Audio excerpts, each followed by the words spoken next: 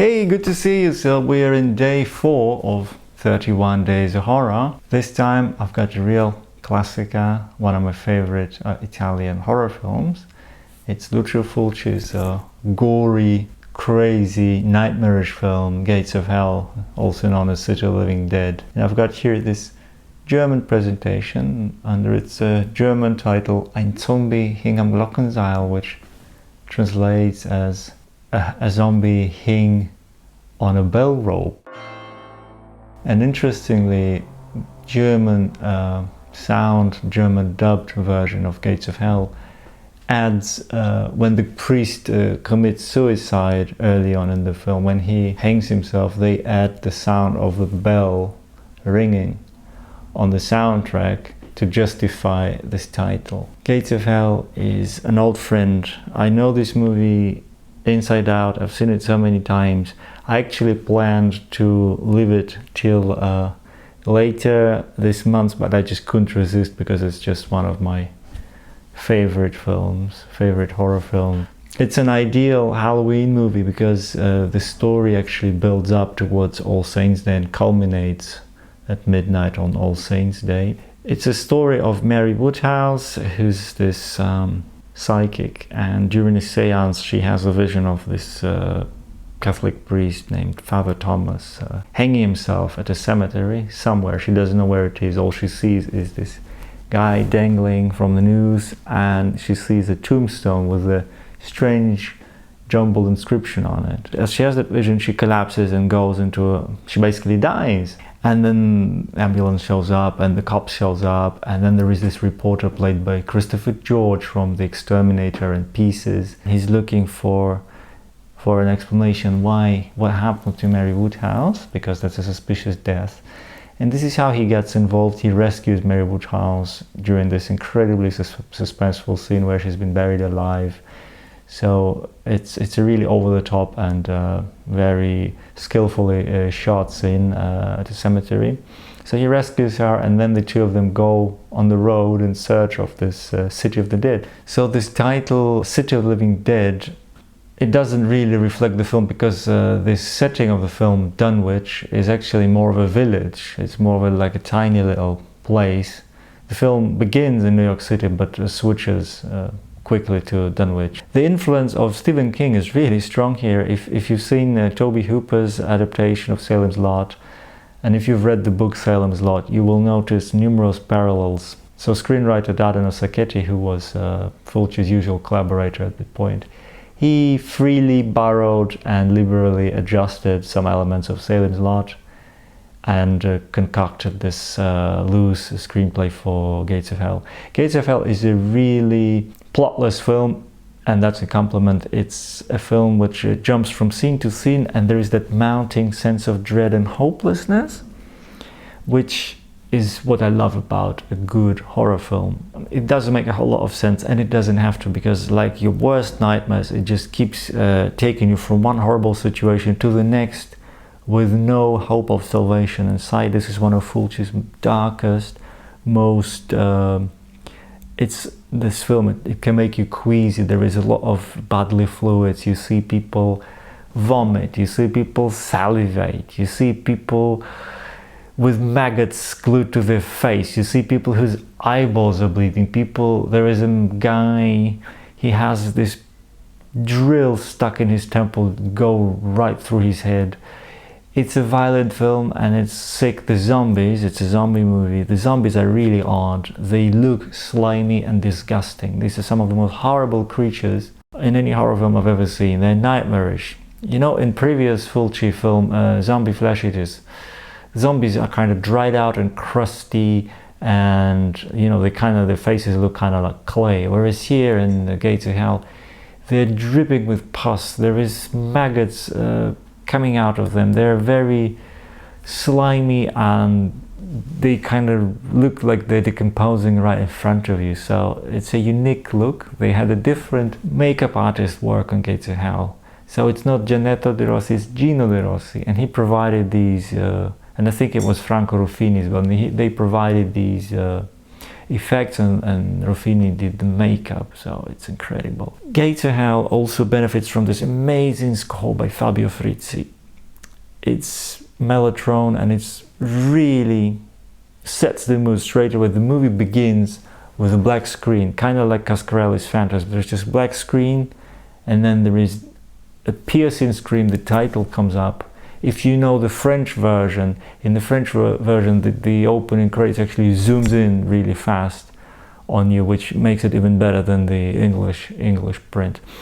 So you see the title come up, and then there is the horribly dark music, and you see this foggy cemetery, and the priest is walking about to kill himself. So you know this is going somewhere really terrible. It takes you to a very nasty place, this film. It's not for squeamish.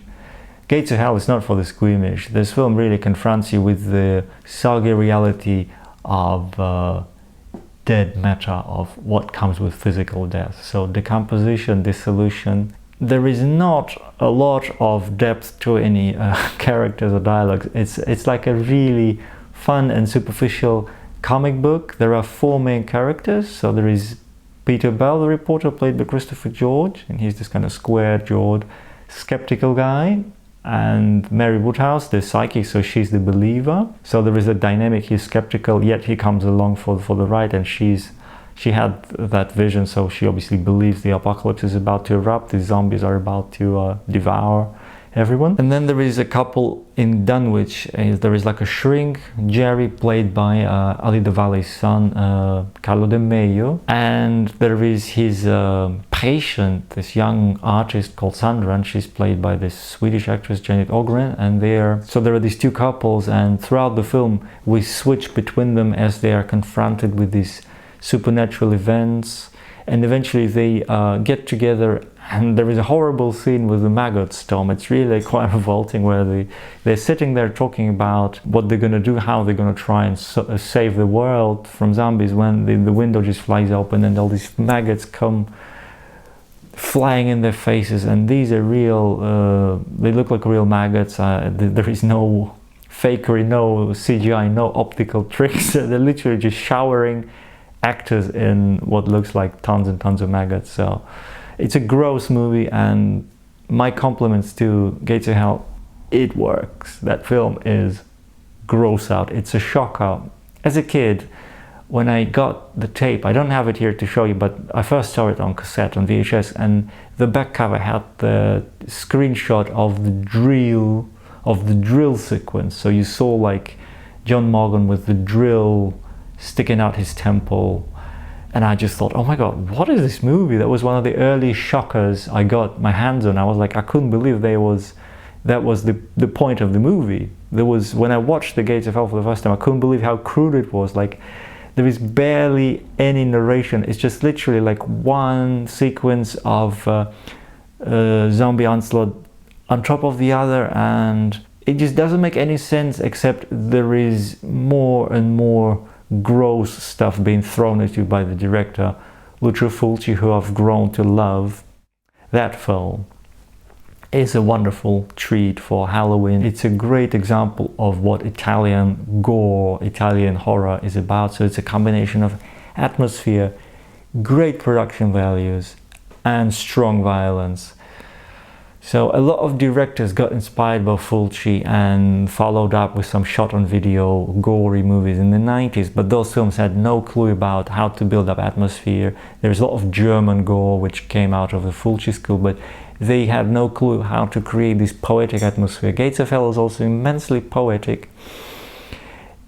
It has elements of, like I mentioned, the original Phantasm. Then there is a touch of the fog, touch of Salem's Lot, but more the book than the TV series. But it's a unique movie in its own way, and it also really sticks out among Fulci's zombie movies because it's just so ghastly. And zombies are not many in the film. They're not really flesh-hungry zombies. There is only one brief flesh-eating sequence. The rest of the time, the zombies, they pop up. So there is this really crude effect. So it's like a jump cut. There is like an empty corner, and then they cut to the same place, but then the zombie is just standing there. and they are very slow, very gross, and what they do is they kind of grab people's heads, their craniums, and squeeze them. So these zombies are really rotten, very strong, and they kind of squeeze the brain matter or rip brains right out of people's heads. And that's the first time and the only time I ever saw zombies behave that way, and I was freaked out and I loved it, and I just think, wow, what the hell was that? And the wonderful thing is how strange the ending is. I still don't know what it's supposed to mean. Fulci had the tendency around the time in the early 80s to end his films on as downbeat a note as he only could. So there is always that apocalyptic feeling, or the feeling of utter defeat and utter hopelessness. And Gates of Hell is a great example of how Fulci goes for that. Like, Gates of Hell seems to have a nominal happy ending, which then kind of switches to a completely absurd horror ending, and wow. It's unashamedly trying to freak you out, and it doesn't claim to be anything more than that, and I love it for that.